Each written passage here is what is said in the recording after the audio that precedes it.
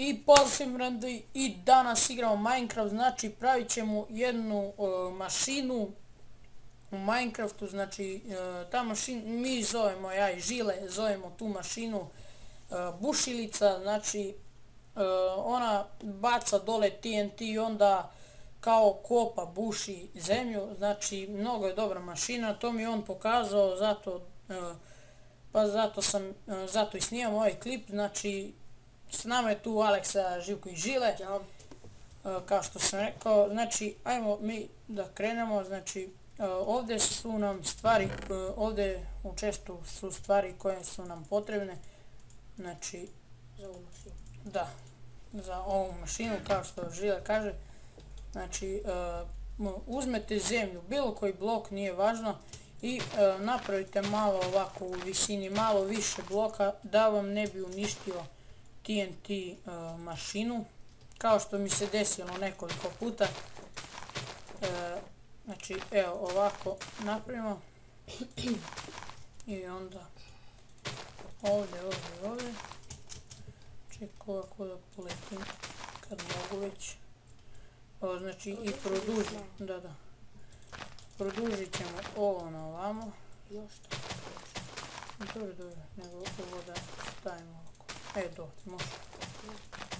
Znači, ovako da napravimo. Ovo sve popunite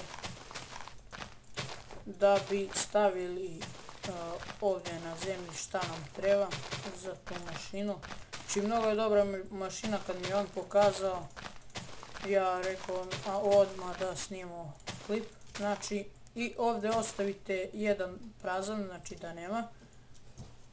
Ili neće dodavati? Neće. Ne treba. Neće, ajde, ne znamo. Ajde, će pokušati.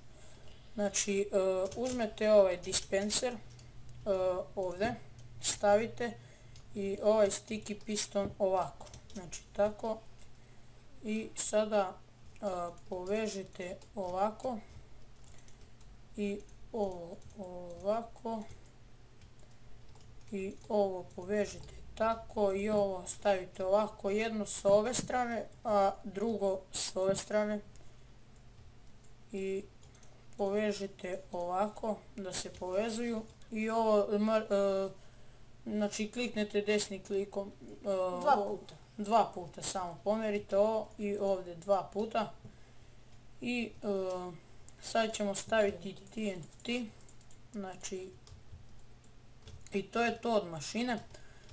Znači posljednji korak je znači brzo stavite ovaj redstone torch i odmah ga polomite, znači ovako, znači eto, i vidite kako ono baca TNT, ja se nadam neće, znači eto, kao što vidite radim, malo da stišam ovaj music and sounds master, tako da se mi čujemo.